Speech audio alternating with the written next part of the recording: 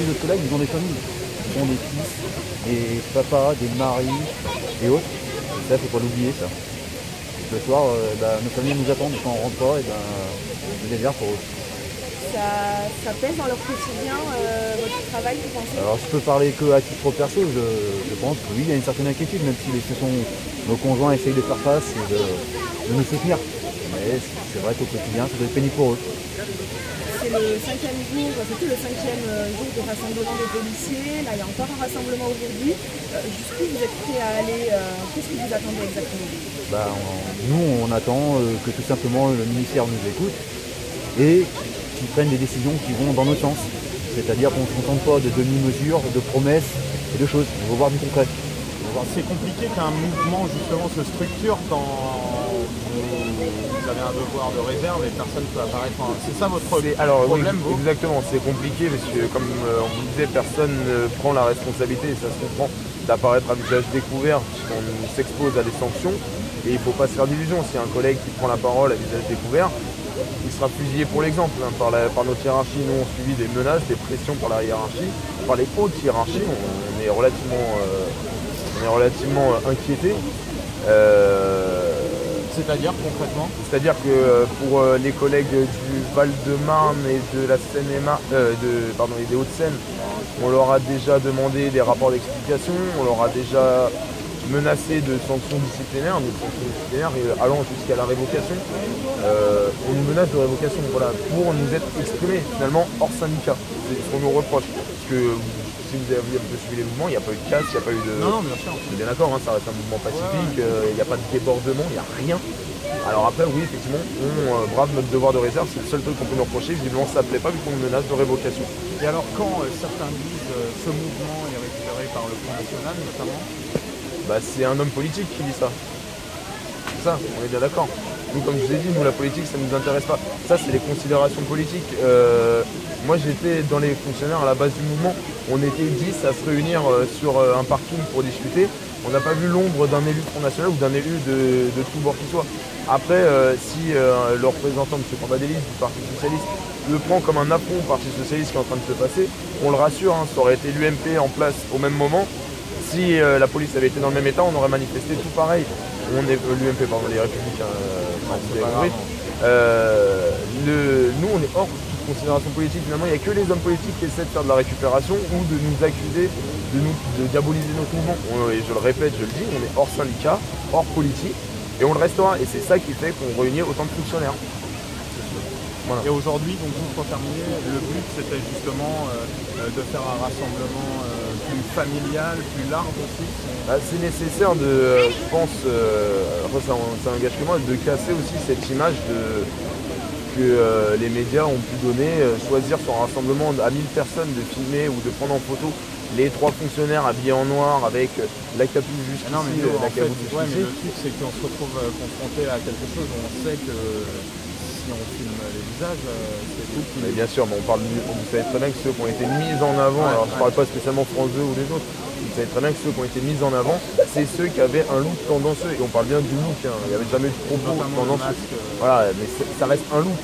D'accord, et vous n'avez pas peur? Je finis d'excuser, c'est le pouvoir de l'image. Donc le pouvoir de l'image aujourd'hui, c'est de montrer qu'on est des hommes, des femmes normaux, qu'on a des familles, qu'on n'est pas des casseurs, qu'on n'est pas des délinquants, qu'on est juste des gens qui bossent, qui aiment leur métier, qui ont envie que leur métier évolue dans le bon sens du terme. Et vous n'avez pas peur que ce mouvement soit récupéré par un parti politique?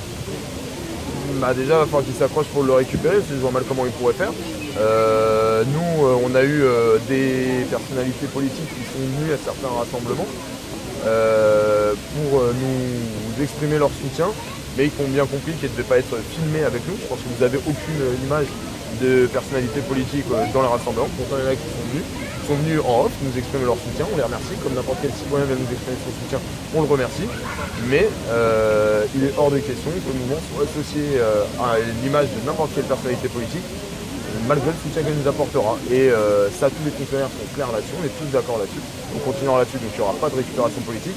Après, les hommes politiques de tous bords peuvent bien communiquer ce qu'ils veulent et utiliser notre mouvement pour leur guéguerre, ça les regarde, on ne pourra pas le contrôler, mais nous, fonctionnaires de police qui sommes on va dire en colère, qui aujourd'hui nous exprimons, jamais de la vie, n'accepterons que notre mouvement soit récupéré par les politiques et jamais sera récupéré par les politiques, ni par les syndicats.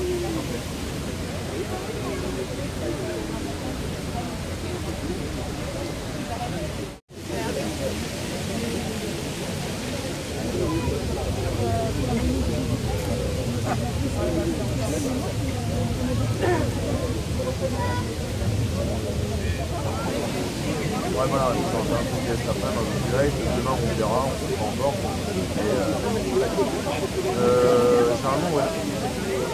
Après,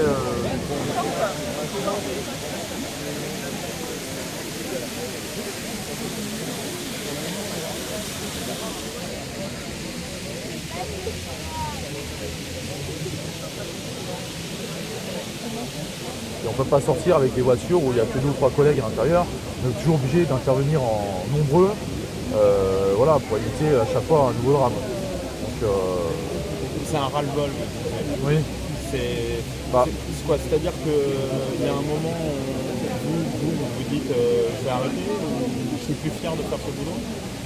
Non, cette fierté, on l'a toujours parce que, bon, puis moi, on se doit pour les nouveaux collègues qui arrivent. Moi, ça fait 16 ans que je suis dans la police et je me vois mal dire aux petits collègues qui arrivent, qui vivent dans la police, de le démotiver tout de suite. Mais malheureusement, par les missions qu'on nous donne, des choses qui ont plus rien à voir avec la police, ils se démotivent rapidement seuls et faut toujours les maintenir avec le goût du travail, quoi, de ce qu'on fait, quoi. C'est pas toujours évident. Et là, c'est vrai que des missions comme garder des gens à l'hôpital ou faire ça justement à l'hôpital parce que justement les médecins, les SOS médecins nous étaient là-dessus parce qu'ils n'étaient pas payés. Donc c'est vrai que ça nous bouffe un temps considérable et où on est les gars au tribunal et qu'on reste au tribunal d'Evry toute la journée, c'est pas possible. On est pédo, on ne peut pas aider les citoyens. Et le temps qu'on fait ça, il n'y a pas de patrouille qui peut aider les gens. Voilà, c'est pas possible.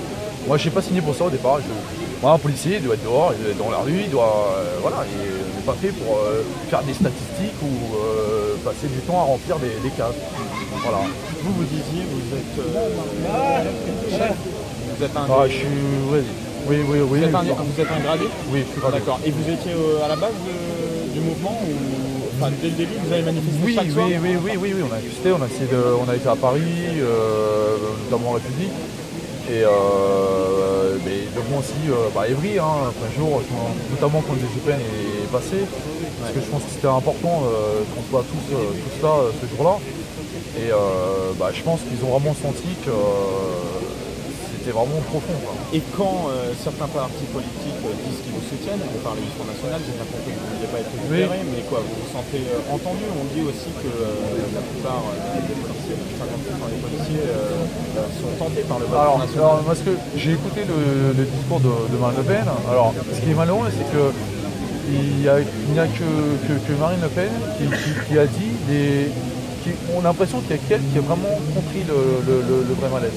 Ça c'est vrai. Et ça aurait été bon que d'autres hommes politiques comprennent et un peu le même langage qu'elle a eu. Et c'est vraiment dommage qu'il y ait quelqu'un qui dise vraiment les choses, les mots, et qui arrive à toucher vraiment ce qui se passe, vraiment à mettre le doigt dessus. Et ça c'est un sentiment partagé par beaucoup de collègues? Je pense honnêtement. Ouais. Donc c'est-à-dire que vous dites que c'est pas récupéré par le Front National, mais beaucoup soutiennent le Front National. Enfin, en tout cas, sont sensibles à... faire dire ce qu'elle n'a pas dit, mais elle a eu un discours qui était vrai, c'était pas... C'était un discours, je pense, qui était vraiment bien préparé et elle a vraiment compris le malaise, je pense. Elle l'a vraiment compris. Alors, a-t-elle des bons conseillers? A-t-elle, je sais pas, mais elle a vraiment compris, je pense. Voilà. Pas de rien.